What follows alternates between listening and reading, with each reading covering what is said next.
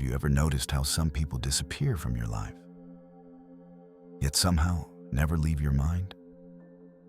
Maybe it was someone you loved, a friend you lost, someone who betrayed you, someone who walked away without explanation. Maybe it happened years ago. Maybe it happened yesterday. But no matter how much time passes, your mind keeps returning to them. You tell yourself to move on. You distract yourself. You stay busy. Yet somehow, late at night, in the shower, during a quiet drive, or in the middle of a random Tuesday afternoon, they're back. And the strangest part? Sometimes you don't even miss the person anymore. You miss the version of life that existed when they were in it. If you've ever wondered why your brain refuses to let go of certain people, even when your heart wants peace, stay with me. Because the answer has almost nothing to do with them and everything to do with you. Most people think they're stuck thinking about someone because they still love them. But that's rarely the whole story. Human beings don't obsess over what ended. They obsess over what was never fully resolved. Think about it. We replay conversations we wish had gone differently. We imagine words we never said. We revisit opportunities we missed. We rewrite endings that can no longer be changed. The mind hates unfinished stories. It craves closure. And when closure never arrives, it creates an endless loop. That's why someone who treated you badly can occupy your thoughts longer than someone who treated you well. Not because they were special, because your brain never got the ending it wanted. I remember hearing about an elderly man who visited the same park bench every week for nearly 30 years. Someone eventually asked him why. He said he used to sit there with a woman he loved when they were young. They never argued. They never broke up. Life simply pulled them in different directions. She moved away. He got busy. Years passed. Neither reached out.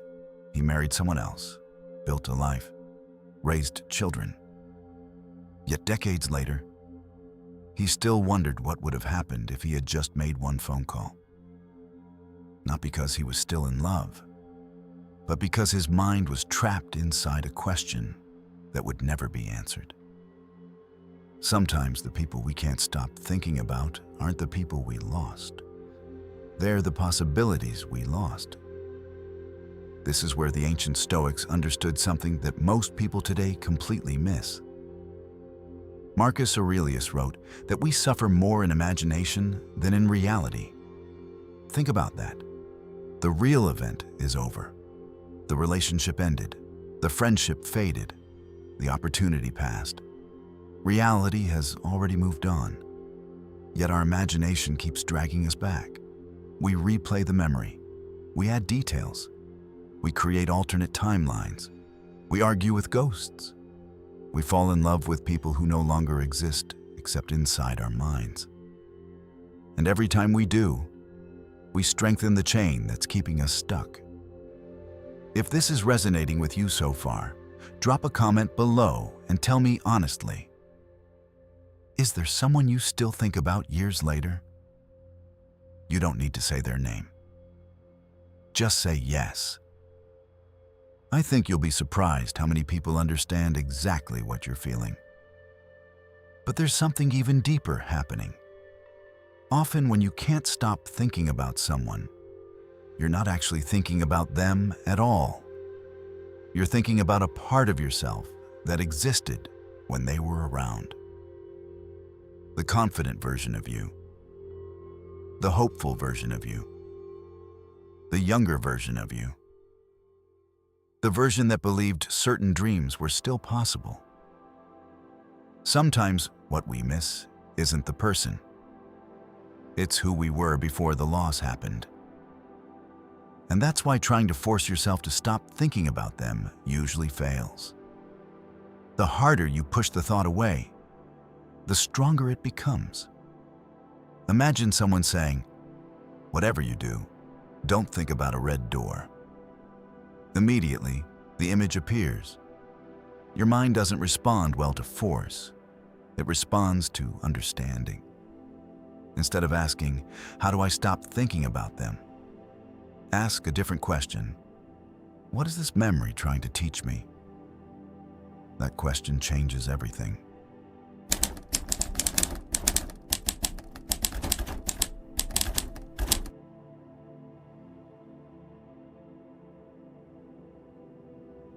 Before we continue, if you enjoy psychology, Stoicism, and videos that help you understand yourself on a deeper level, subscribe to the channel.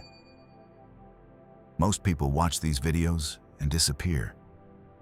But if you're serious about building a stronger mind, join us. And if you're finding value here, leave a like. It helps more than you think. Now here's the uncomfortable truth. Some people remain in your thoughts because they became part of your identity. Maybe you spent years trying to earn their approval. Maybe you built your future around them. Maybe you attached your self-worth to how they viewed you. When they left, they didn't just take their presence. They took a piece of the story you were telling yourself about who you were. That's why certain losses feel impossible to escape. You're not only grieving them, you're grieving a version of yourself.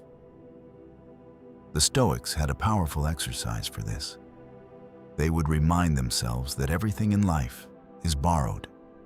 Every relationship, every friendship, every moment, every opportunity.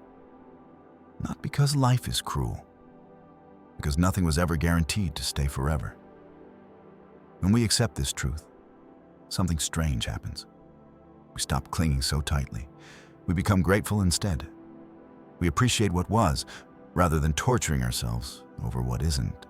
And yet, there's one final reason why you can't stop thinking about them. It's the reason nobody talks about. Deep down, a part of you believes that if you keep thinking about them, you're keeping them alive. Letting go feels like betrayal. Forgetting feels wrong. Moving forward feels like you're abandoning the memory. But that's not true. Remembering someone and being trapped by someone are two very different things. One is honoring the past. The other is sacrificing your future. Think about this. The people who changed your life were never meant to stay forever. Some arrived to teach you something.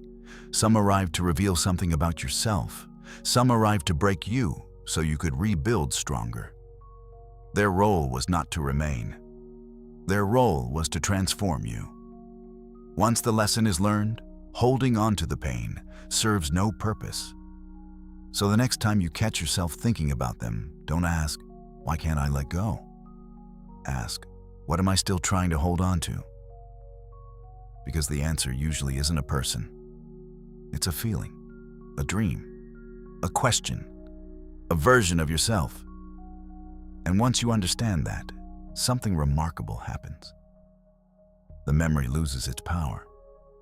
Not because you forgot, but because you finally understood. The truth is, you may think about them again tomorrow, maybe next week, maybe years from now. But that's okay. Healing doesn't mean never remembering. It means remembering without being controlled. The Stoics understood that peace doesn't come from changing the past. It comes from making peace with it. And perhaps the reason you clicked on this video wasn't because you can't stop thinking about them. Perhaps it's because a part of you is finally ready to stop letting the memory control your life. And that changes everything.